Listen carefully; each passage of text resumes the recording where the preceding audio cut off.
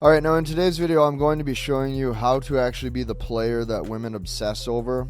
I have step-by-step guided tactical notes to make this effortless for you, but the only way that you can truly be the player that women obsess over is you have to change your thinking and your thought process to what the goal state is to attract and retain relationships with women. The goal is not to sleep with her or just to have sex. That is not the goal. The goal is not to just sleep with her. The goal 100% is to make her fall in love. And this is why. The reason why is because you're going to get better overall relationship dynamics. She's going to treat you better. She's going to like you more. And it will last longer if she actually loves you. Okay, so there's things that happen outside of the bedroom in order for that to occur. So I'm going to tell you something. The only way that you become the player that women obsess over is you have to actually start to redefine your thought process as to what a player is. And once we talk about this, I'm going to show you the 6 steps that I typically implement, or the 6 processes that I like to follow to make sure that this occurs, so that way I have a really good dynamic between the women that I date. So the first thing we have to do here is we're going to have to redefine what a player is. So let's actually take this from the top. Now, what is a player? Okay, my definition of a player is probably different than your definition of a player. Most guys have a definition of a player that just involves a guy who sleeps with a lot of girls, or a guy who is able to have access to a lot of, women, or a lot of women are interested in him. That is not what I consider a player. Here's what I consider a player.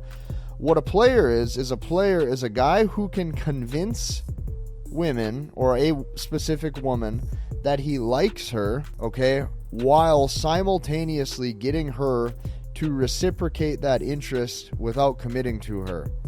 Okay, and here's why I know this, because the more women that I've dated, the more women that I've talked to, okay, there's always this one specific dynamic a lot of times with their past experiences with men. And typically it's something along these lines right here. To women, it's always the guy where she goes, he led me on for 6 months and I thought it was going to turn into something and then it didn't. Or we saw each other for 3 months and I thought it would turn into something more and it didn't.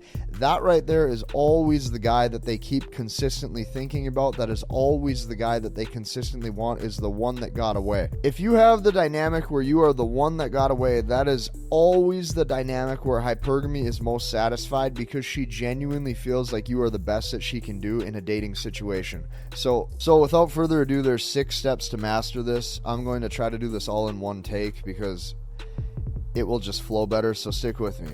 Now, these 6 steps, okay, there's one prerequisite. Okay, the prerequisite steps to this, okay, is when I first meet the woman, and this could be at some point through text message, this could be on the first date, this could be some point on or at the second date, I will usually say something along these lines. What I'll tell them is I say, hey, I already see a couple women romantically, so I don't really care if this goes anywhere, or it doesn't matter if this goes anywhere. And what that does is it takes a lot of pressure off, and what it does is it even opens up the idea to potential friendship. Now, there's a prerequisite to that as well. If you're going to enter into that dynamic, you have to be attractive. You have to make yourself a masculine man. Women typically don't want to just be friends with masculine men. They want to date those types of men. So keep that in mind. That's the dynamic I enter into, as I tell them I already see a couple women romantically. There's a level of professionalism you want to have when you say that. You don't want to say I'm already seeing a couple women. You don't want to say I'm already sleeping with other women. It makes you sound like you don't have any class. What you do is you say, I'm already seeing a couple women romantically. That opens her up to the idea that there's something more going on. Maybe this will be your girlfriend one day, or something along those lines. If you execute that, it puts her in the dynamic of pre-selection to occur, and now you can implement these 6 steps perfectly. So now we're going to dive into the 6 steps to actually make that woman obsess over you and make her really like you. So step number 1, as you are seeing her, or as you guys start to talk, the first step is you want to have inconsistent text messaging paired with in-person compliments that signal that you like her personality. Why are you doing that? Because you're trying to make this seem like there's more going on than just you two sleeping together or some kind of short-term interaction that will fizzle out. So I'm going to say this one more time. Inconsistent text messaging. So let's break down that part. When you're seeing her, or when you guys are starting to talk, she doesn't know if she's going to hear back from you in 24 hours, in 48 hours, in 4 days. in 20 minutes, in 2 minutes, or in 2 hours, or in 4 hours, or in 8 hours. She doesn't know. So that inconsistency adds a level of mystery to how you live because she doesn't know what you're up to. So that's first. Inconsistent text messaging paired with in-person compliments that signal that you like her personality. So the things that I will start to compliment is things like her voice. I will say how sweet her voice sounds. I will compliment her nails if they're done and if they're freshly manicured or if she got them painted. I will compliment her hair, or I will compliment her perfume. Okay, so notice, I'm not saying anything that's super overt, like, oh my gosh, you look so sexy. Okay, or I'm not going to say anything like that. I'm going to talk about small little details that I notice about her that signal self-care. So why is this first piece so important? Inconsistent text messaging is going to allow her thought process to have some mystery to it where she doesn't know where you stand. Now, if you pair that with in-person compliments about her personality or things you notice about her, she's going to think that this might actually go somewhere. What you're going to notice through all 6 of these points is these are nuanced. And what I'm going to be talking about and showing you is why it's important to add contrast. Okay? Contrast is important. You know, if you were to have a friend, you have a friend, let's say named Frank, and you guys go out together, and let's say Frank comes over to see you. If you text Frank and you say, man, been so long, I can't wait to see you, right? And then Frank comes over and he does something weird, or he says something weird, and you say back to him, you go, man, you're so weird, I can't even believe I hang out with you, right? There's contrast there. You texted Frank and you said, I can't wait to see you, but you also said, I don't even know why I see you, or I don't know why I hang out with you. That's contrast. Women fall in love when there's contrast, so keep that in mind. That's point number 1. We will go on to point number 2. Okay, point number 2 is a little bit simpler. There's less here to discuss. Once you guys sleep together, or after you guys sleep together, okay? Post-sex, okay, so after sex has occurred, you want to make sure you spend time with her. That way it doesn't feel like it was just interaction that's not going anywhere. You want to spend time with her. So put on a movie and have some sort of conversation, okay? Make the conversation fun and easygoing. Make the conversation at least 30, 45, maybe 50 minutes, even an hour if you intend on spending a little bit more time with her. What that's going to do is it's going to make it feel real. It's going to make it seem like there's something going on here. A lot of guys, the problem with their interactions is they don't actually take the time to look at the finer details of a woman's emotions. So a woman just oftentimes does not want something to feel like, you know, it happened once and then it's over. You want her to feel like there's real, raw, authentic chemistry between you and her. So how does that occur? It occurs by spending time with her after intimacy has occurred. Put on a movie, put on something funny to watch on TV or something like that, and spend some time talking with her. It's going to help, right? She's going to fall in love deeper because now she sees you as a potential companion. Okay, now point number 3 is important because once you guys have slept together, what you can now do is you can request deeper level things in the relationship or in the interaction. So I put this in quotation marks here. One of the things that I say is I would say something along the lines of, you know what I'd love? Okay? You want to say, you know what I'd love? I'd love it if you, and then you fill in the blank. So some of the things that I would say is I would say like, you know what I'd love? And then she's going to say what? And I'd say, I'd love it if you made us spaghetti, or we need to have a quesadilla night. I'd love if you cooked me quesadillas. Something like that. Or you can say, hey, I'd love if you got your nails done this color. Oh, I'd love to see your nails olive green. I'd love to see your nails bright orange. I'd love to see your nails hot pink. Okay? So you say, I'd love to see your nails like that. What you're doing is you're basically saying, I'd love it if you did this. I would love it if I saw you this way. I would love it if you did this. And what's going to happen is if she likes you, if she has any interest in wanting this to continue, her natural feminine tendency, oftentimes she tries to please the man.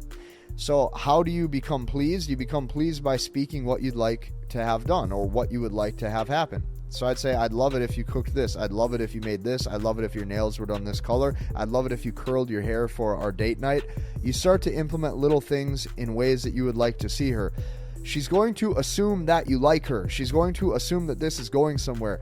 You're future pacing what a potential future and relationship would look like if you two were together. So that's the third point. Now remember, the prerequisite step to this is that you told her from the get-go that you're already seeing other women romantically.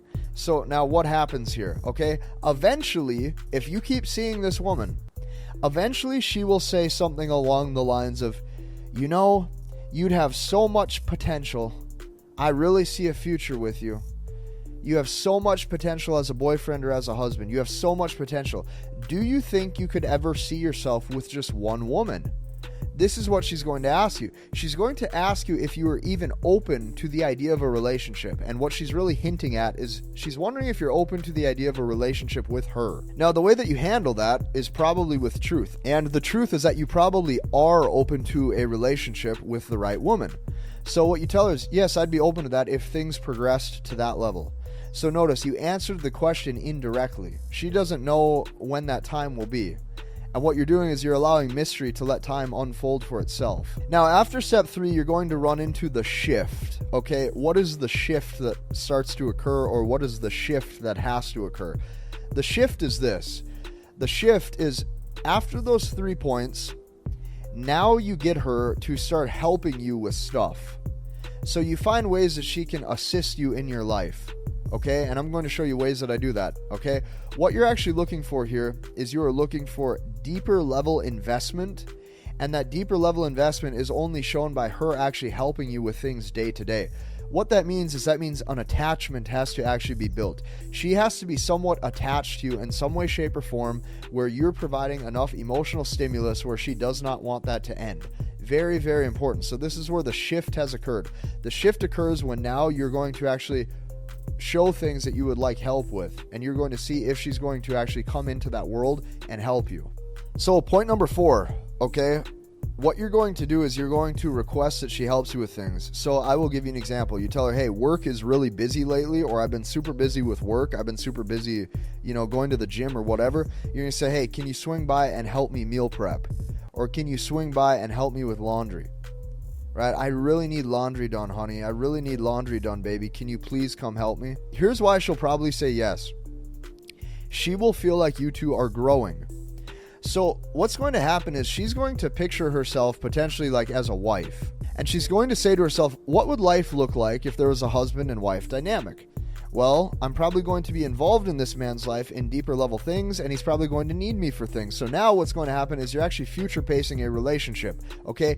She will like this because it appears as if you two are growing. She's going to say, well, he must like me enough to want me in his house. He must trust me enough to be around his belongings. The whole premise of this is that you have to remember, she probably wants to grow with a man. She wants to grow with a man in a relationship. So because of that, her helping you with added things makes her feel very feminine. It puts her in a position where psychologically she will feel as if this is going somewhere and that things are progressing. Okay, now point number 5, this is a great one because now you're going to start to add spontaneous adventures. So I'll give you an example of what I would do. You start going on random adventures. I would call or I would text her at probably about 10:30 or 11 p.m. and I'd say, hey, let's go swing through the drive-thru and get some food. I'm hungry. Or what you're going to do is you're going to just swing through the drive-thru and get some food or something like that. Now, this is very important. There is verbal layers to this. Somewhere around this step, or once I've seen the girl consistently for probably like a month or something like that, or maybe 2 months, 3 months, somewhere along these lines, right? You have to read body language. You have to be able to read where the interaction's going. And just like earlier, I told you have to add layers of contrast. So somewhere around this point, what I'm going to say is I'm going to say something along the lines of how much I enjoy spending time with her, but then I'm going to add in some contrast. I'm going to say, I love spending time with you, or something along those lines. But then in reverse, I'm also going to tell her something along the lines of all good things come to an end, so enjoy this while it lasts. Okay, now instantly when she hears that, she's going to say, well, why would you say that? Or she's going to say, well, why do all good things have to come to an end? And your rebuttal to that, or what you say, is you say, well, hey, how many men have you dated in the past? And she's going to say, oh, I've had 3 boyfriends. And I'm going to say, oh, how long did you date each of them? And she's going to say, oh, a year with this guy, a couple of years with this guy, and 8 months with this guy. And what I'm going to tell her is I'm going to say, that's my point. All good things come to an end. right? I'm going to say at some point with all of those men in the past, there was a last time that you saw them. At some point with all of those guys, there was a final point where that was the last time you two saw each other. And I'm going to tell her that both of you guys probably didn't know when that time would be. And then I'm going to look at her and smile and say, hey, at some point, that's what you have to know is all good things come to an end, just like it did with all of those other past relationships. And what will typically happen here is she will agree with you. She will say, yeah, you're right. At some point with all of them, there was a final time where we saw each other and that was it. Okay, which brings me to point number 6. What you're now going to do, once she's text messaging you frequently, she's asking to see you frequently, she's using a lot of emojis in text messages, you're going to slowly pull back and start flaking on dates, even if you guys have plans. So if you do that, what it's going to show is it shows you potentially are seeing other people or you have higher level priorities. And if you start doing this, what this is probably going to do is raise her desire point to a 10 out of 10. And from there, she's really going to want to consistently keep seeing you. So here's why I find this very important. If you start to master some of these points that I discussed in here, and keep in mind, you don't have to do these textbook perfectly, right? This is just 5 or 6 steps that I do that works really well. The reason why I do this, okay, is because if you master this, hypergamy now labels you as the one that got away. And the one that got away is consistently the guy that she compares all of the other men that she'll meet in the future to. So if you were the one that got away, every other guy that she now meets, she is going to probably compare them to you. And if you master that dynamic, there's a very high chance that she will probably be in love with you for years or for a long period of time where you guys can consistently keep seeing each other. So this right here is how you be the player that women love. This is how you be the player that women obsess over.